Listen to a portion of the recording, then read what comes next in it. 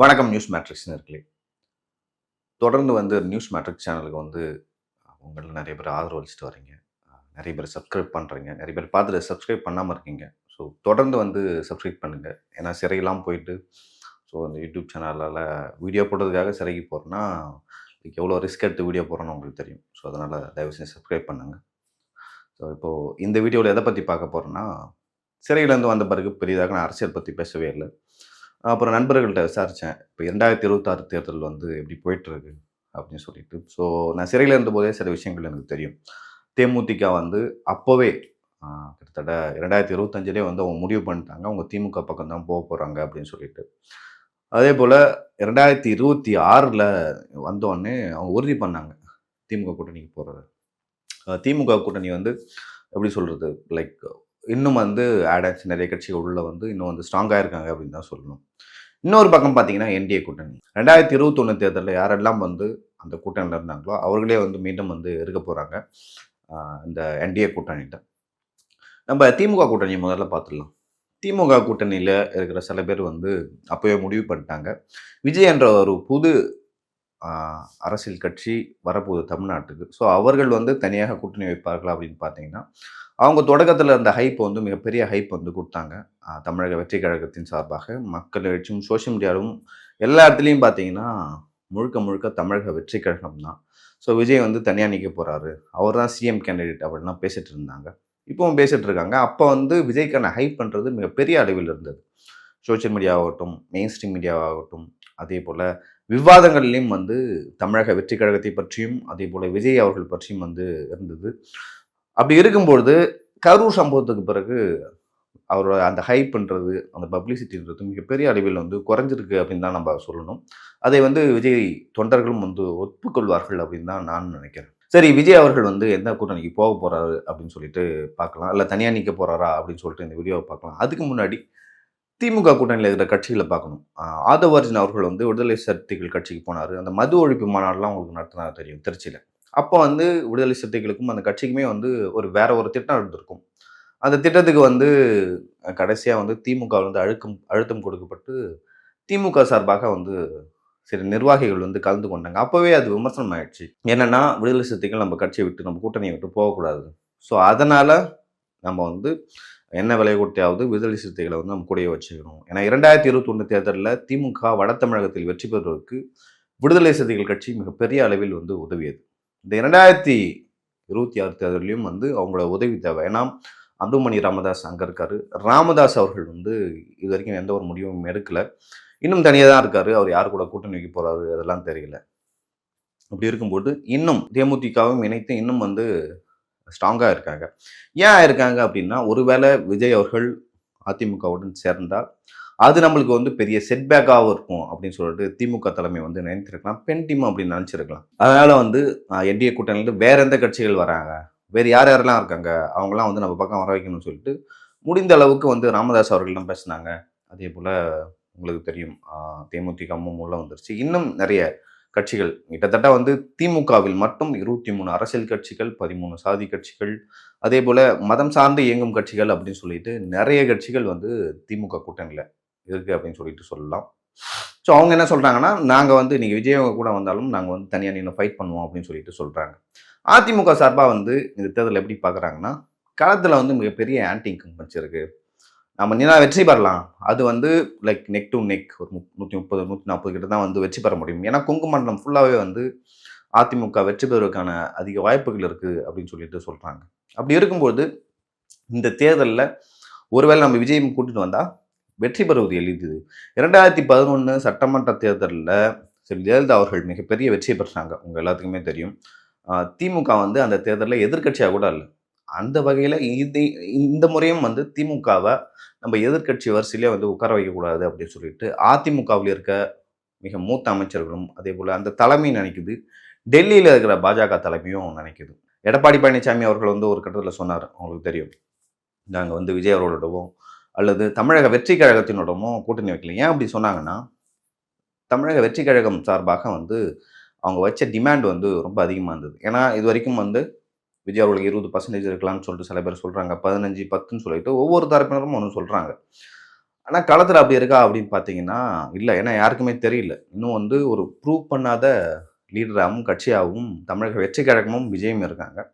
அப்படி இருக்கும்பொழுது, நாம அவங்களுக்கு வந்து எடுத்தோனே அவங்க 80 சீட்டு கேட்கறாங்க. ஒருவேளை அவங்களுக்கு வந்து 20, 25, 30% இருந்தா நம்ம அவங்க கேட்கற தொகுதியில குடுக்கலாம். அவங்க இன்னும் ப்ரூவ் பண்ணவே இல்ல. நம்ம எப்படி குடுக்க முடியும் அப்படின்னு சொல்லிட்டு அவங்க தரப்புல சொல்றாங்க. அதேபோல அதிமுக தரப்புல வந்து இன்னொரு விஷயம் என்ன சொல்றாங்கன்னா, 2011ல நடிகர் விஜயகாந்த் அவர்களுக்கு வந்து ஏன் அத்தனை சீட்டு 41 சீட்டுகள் வந்து குடுத்தாங்கன்னா, அவர் வந்து ப்ரூவ் பண்ணாரு. 2006 தேர்தல்ல தனியா நின்னாரு.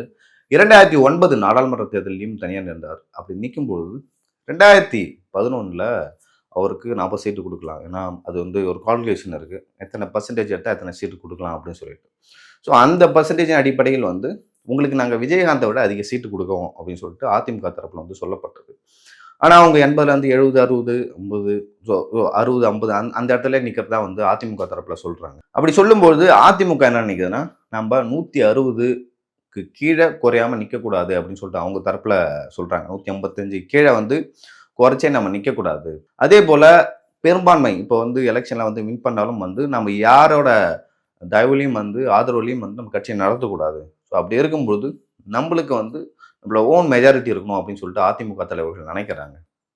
ஆனா தமிழக வெற்றி கழகத்தின் தரப்புல வந்து வேற மாதிரி நினைக்கிறாங்க. இதுல நம்ம 2, 3 விஷயங்கள பார்க்கணும். ஏன் வந்து அதிமுக தலைவர்கள் ஆ நெறைய சீட்டு குடுக்க மாட்றாங்க. விஜய்க்கு தான் பெரிய ஹைப் இருக்க. இளைஞர்களோட வாக்குகள்லாம் வந்து வாங்கிட்டு வந்துருவாரு அப்படின்னு சொல்லிட்டு சொன்னாலும், அவங்க தரப்புல என்ன நினைக்கிறாங்கன்னா, விஜய்க்கு வந்து ஒரு ஸ்ட்ரக்சர் போதுமான ஸ்ட்ரக்சர் இல்ல. அதேபோல செலவு பண்ண மாட்டாங்க. இன்னும் கேண்டிடேட்டே யார் யாருன்னு தெரியாது. நீங்க அதிமுகவுல கூட வந்து முன்னாள் அமைச்சர்கள் ஒரு 34, 35 பேர் இருக்காங்க. மாவட்ட செயலாளர்கள் இருக்காங்க. ஒரு 70, 80 பேர் தான் சீட்டு குடுத்துடலாங்க. ஆனா தமிழக வெற்றி கழகத்துல யார் இருக்காரு? விஜய் இருக்காரு. ஆனந்த் இருக்காரு. அதேபோல ஆதவ் அர்ஜுன் இருக்காரு. அருண் ஐஆர்எஸ் இருக்காங்க. ஸோ இவங்கலாம் இருக்கும் பொழுது, இதை தாண்டி யார் இருக்கா? அதேபோல செலவு பண்றது யார் இருக்கா? அப்படின்னு சொல்லிட்டு ஒரு விஷயம் இருக்கு. ஆனா அதிமுக தரப்புலேருந்து அவங்களுக்கு குடுக்குற ப்ராமிஸ் என்ன அப்படின்னா, சரி நீங்க கூட்டணிக்கு வந்தா, ஆ எல்லா செலவையும் நாங்க பார்த்துக்கிறோம். அத தாண்டி எங்க கட்சிக்காரங்க வந்து உங்க கட்சிக்கு வந்து மிகப்பெரிய அளவில் வேலை செய்வாங்க. ஸோ இந்த தேர்தல்ல வந்து நில்லுங்க. 2011ல வந்து விஜயகாந்த் வந்து வெற்றி பெற்றாரு. எதிர்க்கட்சி தலைவர் ஆனாரு. அவர் மிகப்பெரிய தவற செஞ்சாரு. செல்வி ஜெயலலிதா அவர்கள எதிர்த்துட்டாரு. நீங்க வந்து தேர்தலுக்கு பிறகு நீங்க எதிருங்க, இல்ல எங்க கூடயே இருங்க. அது பிரச்சனை இல்ல. ஆனா, இந்த தேர்தல பொறுத்தவரைக்கும் இப்படிதான் இருக்கும். இப்படிதான் சீட்டு பங்கீடு வந்து பிரிச்சு குடுப்பாங்க அப்படின்னு சொல்லிட்டு அதிமுக தரப்புல சொல்லுது. சமீபத்தில் தமிழக வெற்றி கழகத்துல மாவட்ட செயலாளர்கள் எல்லாம் கூட்டி வந்து தவேகாவின் பொதுச் செயலாளர் ஆனந்த் அவர்கள் வந்து பேசும்போது, யாரோட கூட்டணி வைக்கலாமா? தனியா நிக்கலாமா? அப்படின்னு சொல்லிட்டு கேட்கும்போது, அதுல பெரும்பாலும் கிட்டத்தட்ட முக்காவாசி 75% வந்து என்ன சொல்லிருக்காங்கன்னா, நம்ம அதிமுகவுடன் கூட்டணி வைக்கிறது தான் ரொம்ப நல்லது அப்படின்னு சொல்லிட்டு அவங்க சொல்லியிருக்காங்க. அப்படி சொல்லும்போது, இத எடுத்துட்டு போய் வந்து ஆனந்த் சொல்லியிருக்காரு. ஆனந்த் சொல்லும்போது, "இல்ல நம்ம தனியா தான் நிக்க போறோம்" அப்படின்னு சொல்லிட்டு விஜய் தரப்புல சொன்னதாக சொல்லப்படுது. ஏன்னா, ஆ புஷி ஆனந்த் அவர்களை பொறுத்தவரைக்கும் என்னன்னா, அவரு நீண்ட காலமாக வந்து அந்த கட்சியில இருக்கிறாரு. ரசிகர் மட்டத்துல இருந்து அந்த கட்சிய வந்து உருவாக்கியிருக்காரு. ஸோ, அவர் பேச்சுக்கு வந்து ஒரு மதிப்பு இருக்கும் அப்படின்னு சொல்லிட்டு சொல்லப்படுது. இன்னுமே அதிமுக மற்றும் தமிழக வெற்றி கழகத்தின் கூட்டணி வந்து ஒரு ஒரு ஷேப்புக்கு வராம இருக்கு. 2 விஷயங்கள் நடக்கலாம். ஒன்று தமிழக வெற்றி கழகம் தனியாக நிக்கலாம். அப்படி தனியாக நின்னா யாரு கேண்டிடேட்டு? யாருக்கெல்லாம் வந்து செலவு பண்ற அந்த கெப்பாசிட்டி இருக்கோ, அவங்கலாம் வந்து வரலாம் அப்படின்னு சொல்லிட்டு சொல்றாங்க. ஆனா, நெறைய பேர் வந்து தனித்து போட்டியிட வந்து தயங்குவதாக சொல்றாங்க. ஏன்னா, கள நிலவரம் வந்து அந்த மாரி இருக்கு அப்படின்னு சொல்லிட்டு, ஆ தமிழக வெற்றி கழகத்திலே நான் சில பேர்ட்ட பேசினேன். ஸோ நெறைய பேரு நிர்வாகிகளாகட்டும், தொண்டர்களாகட்டும் என்ன ஒரு ஐடியால இருக்காங்கன்னா, நம்ம தனித்து நின்றா கண்டிப்பா வெற்றி பெறுவதற்கான வாய்ப்பு குறைவு. 2, 3 பேர் வந்து வெற்றி பெறலாம். ஆனா, எல்லாமே வந்து வெற்றி பெறுவதற்கான வாய்ப்புகள் மிக, மிக குறைவு அப்படின்னு சொல்லிட்டு சொல்லியிருக்காங்க. அதேபோல தமிழக வெற்றி கழகத்தின் தலைமை என்ன நினைக்குதுன்னே அப்படின்னு சொல்லிட்டு நம்மளுக்கு தெரியல. அதிமுக தரப்புல என்ன நினைக்கிறாங்கன்னா, சரி நம்ம பார்த்துக்கலாம். தமிழக வெற்றி கழகமா நாமலாம் பார்த்துக்கலாம். ஸோ இந்த அளவுக்கு நம்ம அங்க இறங்கி போய் பேசுறோம். அப்படி பேசியுமே வந்து நம்மளுக்கு பிடி குடுக்க மாட்றாங்க அப்படின்னு சொல்லிட்டு இவங்க நினைக்கிறாங்க. இன்னும் இன்று அல்லது நாளைக்கு வந்து தெரிஞ்சிருக்கும். எடப்பாடி பழனிசாமி அவர்கள் வந்து இன்று டெல்லி போறாரு. டெல்லியில வந்து எத்தன தொகுதிகள், தமிழக வெற்றி கழகத்துக்கு எத்தன தொகுதிகள், ஒரு வேள கூட்டணி அமைச்சா, அதெல்லாம் ஃபிக்ஸ் ஆகும். ஃபைனலிஸ்ட் ஆன பிறகு இந்த என்டிஏ கூட்டணில வராரா? இல்லையா? அப்படின்னு சொல்லிட்டு நம்மளுக்கு வந்து ஒரு முழு வடிவம் கிடைக்கும். ஸோ அப்படி கிடைச்சா, அது வந்து திமுகவுக்கு பெரிய தலைவலியாகும். ஸோ தமிழக வெற்றி கழகம் வந்து அதிமுகவுடன் கூட்டணி வைக்க போகுது அப்படின்னு சொல்லிட்டு சொன்ன உடனே, நெறைய அரசியல்வாதியை தாண்டி ஐஏஎஸ், ஐபிஎஸ் ஆஃபீஸர்கள்லாம் வந்து பெருமளவில் வந்து பதற்றத்துக்கு உள்ளாயிருக்காங்க. ஒருவேளை மீண்டும் அதிமுக வந்து வந்தா, அது வந்து மிகப்பெரிய அளவில் தங்களுக்கு சங்கடத்த குடுக்கும்னு நெனைக்கிறாங்க. இதேபோல திமுக தரப்பிலும் சபரீசன், உதயநிதி, அதே போல் அங்கே மேல்மட்டில் பவர் சென்டர் இருக்காங்கல்ல, அவங்களும் வந்து ஒரு மாதிரி பதற்றத்துக்கு வந்து உள்ளாகி இருக்காங்க அப்படின்னு சொல்லிட்டு சொல்கிறாங்க. ஏன்னா அது வந்து கிளியர் கட்டாக நம்மளுக்கு தெரிஞ்சிடும். ஆல்மோஸ்ட் வந்து எப்பொழுதுமே வந்து திமுகவுக்கும் அதிமுகவுக்கும் அந்த ஓட் பர்சன்டேஜ்ன்றது ஒரு 4-5% வந்து டிஃப்ரெண்ட்டாக இருக்கும். அதிமுக எப்பயும் அதிகமாக இருப்பாங்க. இப்போ விஜய் அவர்கள் வந்து வாக்கு வங்கியை பிரித்தாலும் அதிமுகவும் அந்த தமிழக வெற்றி கழகமும் சேரும்போது எளிதாக வந்து எல்லா தொகுதிகளிலும் வந்து வெற்றி பெறுவதற்கான வாய்ப்பு இருக்குது. 2011 செல்வி ஜெயலலிதா அவர்கள் எவ்வளோ பெரிய வெற்றியை பெற்றாங்களோ அதை விட மிகப்பெரிய வெற்றியை எடப்பாடி பழனிசாமி பெறுவதற்கான வாய்ப்பு இருக்கு. தங்களால் எதிர்க்கட்சியாக கூட வர முடியாது அப்படின்னு சொல்லிட்டு திமுக தரப்புல நினைக்கிறாங்க. ஆனால் திமுக தரப்புல வந்து தங்களோட கூட்டணியை ஸ்ட்ராங் ஆகிட்டாங்க. இந்த தேர்தலை பொறுத்த வரைக்கும் அந்த ஓட் டிஃப்ரென்ஸ், வின்னிங் டிஃப்ரென்ஸ்ன்றது ரொம்ப ரொம்ப கம்மியாக இருக்கும். 1000லேருந்து 5000 வரைக்கும் இருக்கும் அப்படின்னு சொல்லிட்டு சொல்றாங்க. அப்படி சொல்லும்பொழுது யார் யாரெல்லாம் ஜாதி கட்சியாகட்டும், மதம் சார்ந்த கட்சியாக இருக்கட்டும், அதே போல் லெட்டர் பேட் கட்சியாக இருக்கட்டும், எல்லாரோட ஆதரவும் நம்மளுக்கு தேவை. ஒவ்வொரு பகுதிகளிலும் யார் இருக்காங்களோன்னு சொல்லிட்டு அதை வந்து சூப்பராக வந்து எக்ஸிக்யூட் பண்ணுறாங்க அப்படின்னு தான் சொல்லணும் திமுக தரப்பில். ஆனால் இவர்கள் என்டிஏ பக்கத்தில் வந்து விஜய் வந்தால் நல்லாயிருக்கும் அப்படின்னு சொல்லிட்டு நினைக்கிறாங்க. ஏன்னா விஜய் அவர்கள் தனியாக நின்னா அந்த கட்சிக்கும் நல்லதில்லை, அந்த கட்சியோட எதிர்காலத்துக்கும் நல்லதில்லை, அந்த கட்சியோட நிர்வாகிகளுக்கும் நல்லதில்லை. ஏன்னா 2011 கூட்டணியில் இருந்து கொண்டே வந்து விஜயகாந்த் சட்டப்பேரவையில் வந்து குரல் கொடுத்தார். அப்படி குரல் கொடுக்கும் பொழுது அதன் பிறகு அந்த கட்சி என்ன ஆனது அப்படின்னு சொல்லிட்டு உங்களுக்கு தெரியும். 28 எம்எல்ஏ இருந்தாங்க. பாதிக்கு மேலே எம்எல்ஏ வந்து அதிமுகவில் போய் சேர்ந்தாங்க. அப்படி சேர்ந்தவுடன் இந்த கட்சியை வந்து எப்படி சொல்ல சின்ன பின்னமானது. அந்த கட்சி இன்னைக்கு அப்படி சிதைவடைறதுக்கு காரணமே வந்து விஜயகாந்த் அவர்கள் சட்டப்பேரவையில் நாக்கை துருத்தி கொண்டு செல்வி ஜெயலலிதா அவர்களை பேசியது தான் காரணம் அப்படின்னு சொல்லிட்டு சொல்கிறாங்க. அதுக்கு பின்னாடி வந்து தமிழக உளவுத்துறையும் வந்து மிகப்பெரிய அளவில் வந்து ஒர்க் பண்ணாங்க.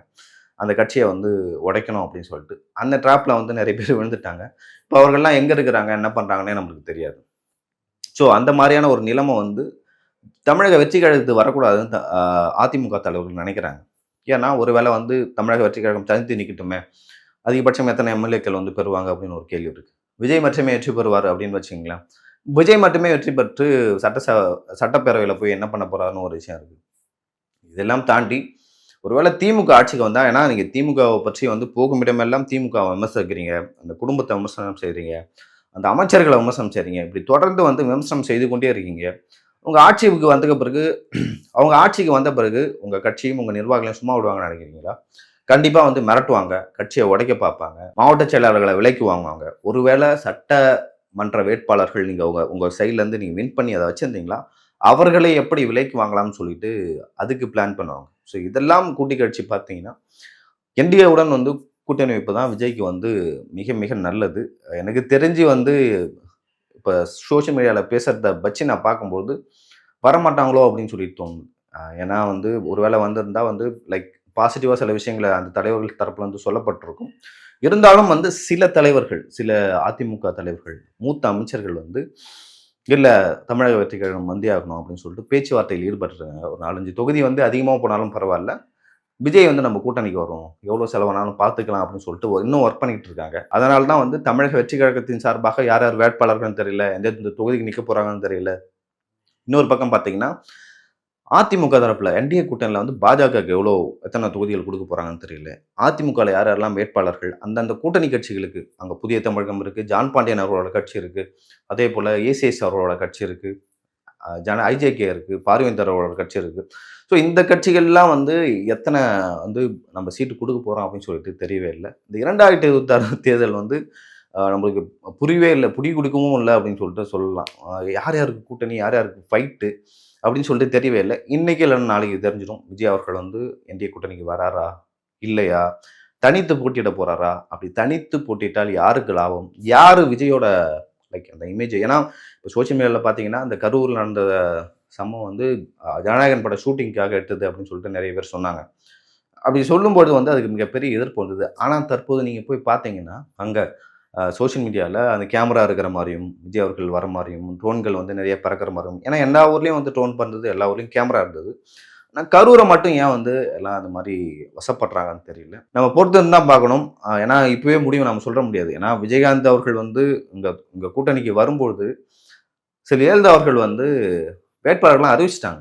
அறிவிச்சுட்டு அதுக்கப்புறம் விஜயகாந்த் வந்தாருன்னு சொல்லிட்டு அந்த வேட்பாளர்கள்லாம் பின்வாங்கிட்டு அதுக்கப்புறம் வந்து சில சீட்டுகளை வந்து விஜயகாந்த் அவர்களுக்கு கொடுக்கப்பட்டு, ஸோ அந்த மாதிரியான ஒரு விஷயம் வந்து நடந்தாலும் நடக்கலாம்.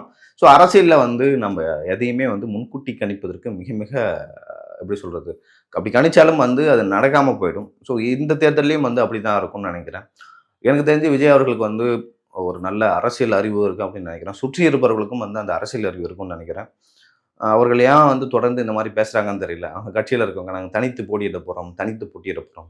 உங்களுக்கு மினிமம் வந்து ஒரு 40,00,000 வந்து நீங்கள் தேர்தலுக்கு செலவு பண்ணலாம். 234 தொகுதி இருக்குது. ஸோ அதுவே வந்து பல கோடிகள் வருது. அது யார் செலவு பண்ணுவான்?